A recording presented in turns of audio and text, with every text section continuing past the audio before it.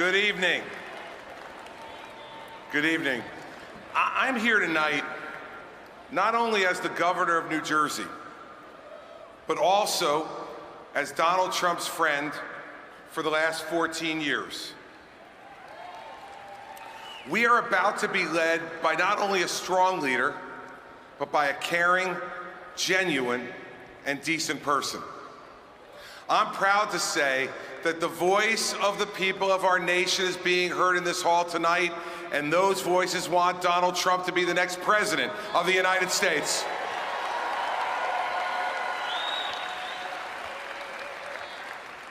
But everybody, this election is not just about Donald Trump. No, it's also about his Democratic opponent, Hillary Rodham Clinton. Now, in the past few weeks, we've seen the Justice Department refuse to prosecute her. Over the last 8 years, we've seen this administration refuse to hold her accountable for her dismal record as Secretary of State. So let's do something fun tonight. Tonight, as a former federal prosecutor, I welcome the opportunity to hold Hillary Rodham Clinton accountable for her performance and her character.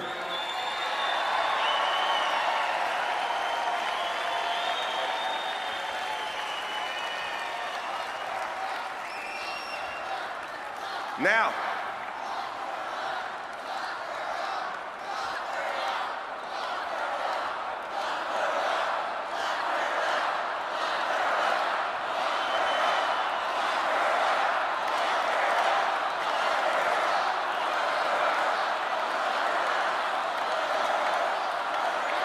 all right, we're getting there.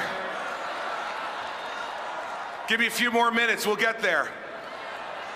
Here's what we're gonna do. We're gonna present the facts to you.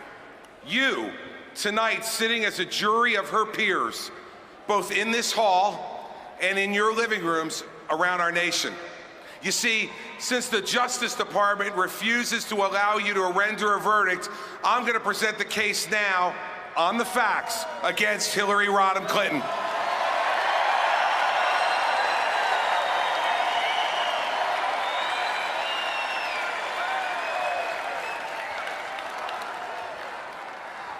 Now, she was America's chief diplomat. So let's look around the world at the violence and the danger today in every region that has been infected by her flawed judgment. But I'm going to be specific so that you can render your verdict tonight on the basis of the facts. Let's go to North Africa. She was the chief engineer of the disastrous overthrow of Gaddafi in Libya. Libya today, after Hillary Clinton's grand strategy, their economy's in ruins, there's death and violence on the streets, and ISIS is now dominating that country. So I'm gonna ask you this. Hillary Clinton, as a failure for ruining Libya and creating a nest for terrorist activity by ISIS, answer me now, is she guilty or not guilty? In Nigeria, Hillary Clinton amazingly fought for 2 years to keep an al-Qaeda affiliate off of the terrorist watch list. Now, what happened because of this reckless action by the candidate who is the self-proclaimed champion of women all around the world? These al-Qaeda terrorists abducted hundreds of innocent young women 2 years ago. These schoolgirls are still missing today. And what was the solution from the Obama-Clinton team? A hashtag campaign. So now let's figure it out. Let's decide. Hillary Clinton, as an apologist for an al-Qaeda affiliate in Nigeria, resulting in the capture of innocent young women, is she guilty or not guilty? See, she fights for the wrong people. She never fights for us. She doesn't get the real threats that America faces. So now let's go to China. In China, Hillary Clinton praised the Chinese government for buying our debt to finance Barack Obama's bloated stimulus plan. She was so desperate for Chinese cash, she promised to oppose the Buy American provision in the stimulus bill in exchange for the cash to finance a huge expansion of federal government spending. So, Hillary Clinton, putting big government spending financed by the Chinese ahead of good-paying jobs for middle-class Americans, is she guilty or not guilty? Let's go to Syria. In Syria, imagine this. Imagine this. She called President Assad a reformer. She called Assad a different kind of leader. There's now 400,000 dead. Think about that. 400,000 dead at the hands of the man that Hillary defended. So we must ask this question. Hillary Clinton, as an awful judge of the character of a dictator and butcher in the Middle East, is she guilty or not guilty?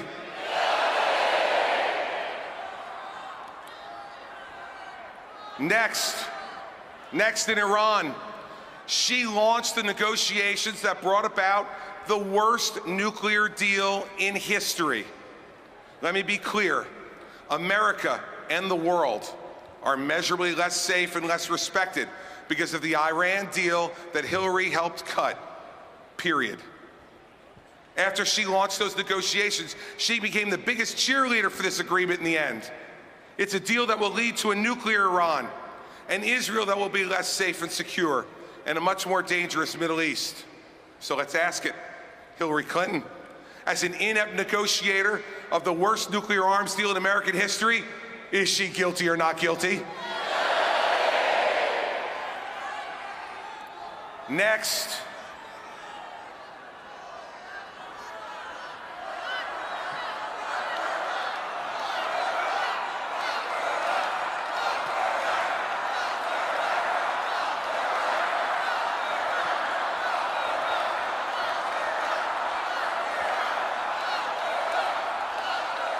Next.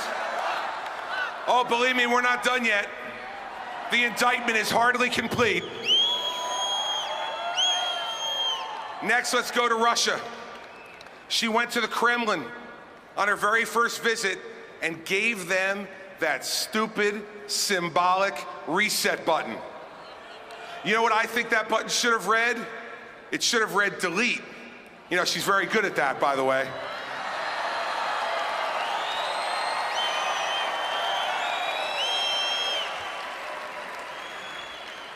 And it should have read delete because she deleted in 4 years the safety and security it took us to build in 40 years.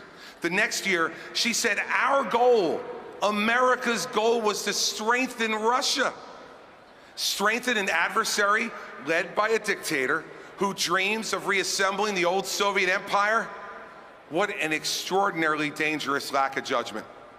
So once again, we need to ask, as a flawed evaluator of dictators and failed strategist who has permitted Russia back in as a major player in the Middle East, is Hillary Clinton guilty or not guilty?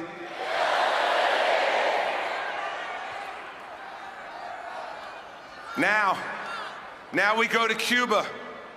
Hillary Clinton supported concessions to the Castro brothers and got almost nothing in return for ending the embargo. She supported a deal that didn't even require this murderous regime to return a cop killer, Joanne Chesimard, to face justice. See, I know about this personally. Joanne Chesimard murdered a New Jersey state trooper in cold blood, fled to Cuba, and lives there under Cuban protection to this very day. I want to ask you, how could someone live with their own conscience when you reward a domestic terrorist with continued safety and at the same time betray the family of a fallen police officer waiting for decades for justice for his murder? So let's ask the question. Hillary Clinton, as a coddler of the brutal Castro brothers and betrayer of the family of fallen state trooper Werner Foster and his family, is she guilty or not guilty?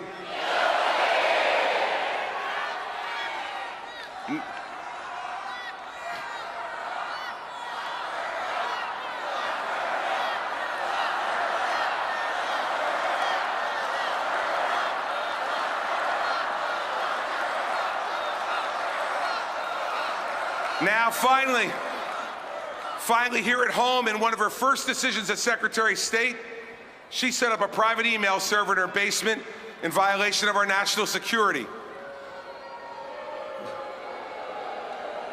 Let's face the facts. Hillary Clinton cared more about protecting her own secrets than she cared about protecting America's secrets. And then she lied about it over and over and over again. She said there was no marked classified information on her server. The FBI director said that's untrue. She said that she did not email any classified information. The FBI director says that's untrue. She said all work-related emails were sent back to the State Department. The FBI director said that's not true. So, as to Hillary Clinton, the charge of putting herself ahead of America, guilty or not guilty?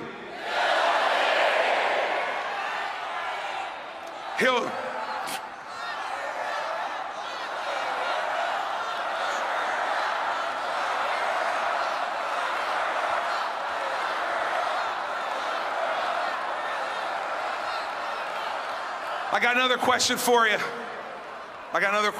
you. As to Hillary Clinton lying to the American people about her selfish, awful judgment in making our secrets vulnerable, what's your verdict? Guilty or not guilty? Now, time after time, the facts, and just the facts, lead you to the same verdict, both around the world and here at home. In Libya and Nigeria, guilty. In China and Syria, guilty. In Iran and Russia and Cuba, guilty. And here at home for risking America's secrets to keep her own and lying to cover it all up. Guilty. Her focus group tested persona with no genuineness to be found is a sham, meant to obscure all the facts and leave you able to vote for her. We cannot promote someone to commander-in-chief who has made the world a more violent and dangerous place with every bad judgment she's made. We cannot make the chief law enforcement officer of the United States someone who has risked America's secrets and lied to the American people about it day after day after day. Here it is, everybody. We didn't disqualify Hillary Clinton to be President of the United States. The facts of her life and career disqualify her.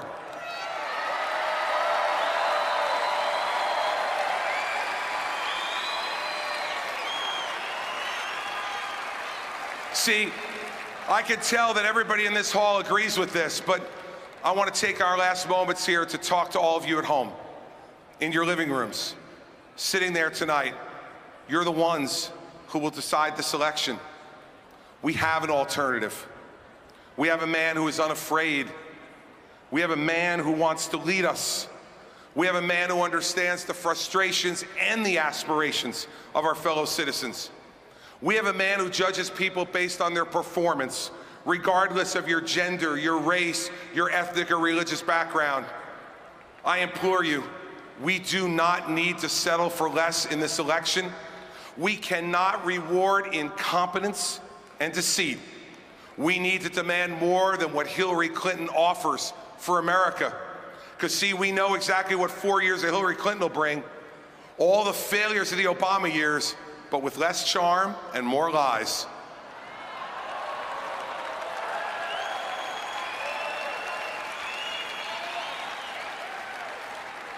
Tonight, those of us in this hall and the people at home, it is our obligation to stop Hillary Clinton now and never let her get within 10 miles of the White House again.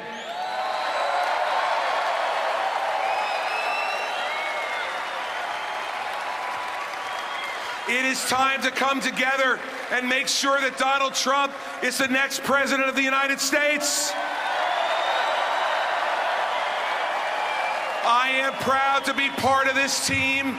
Now let's go out and win this thing together. Let's go get him. Good night.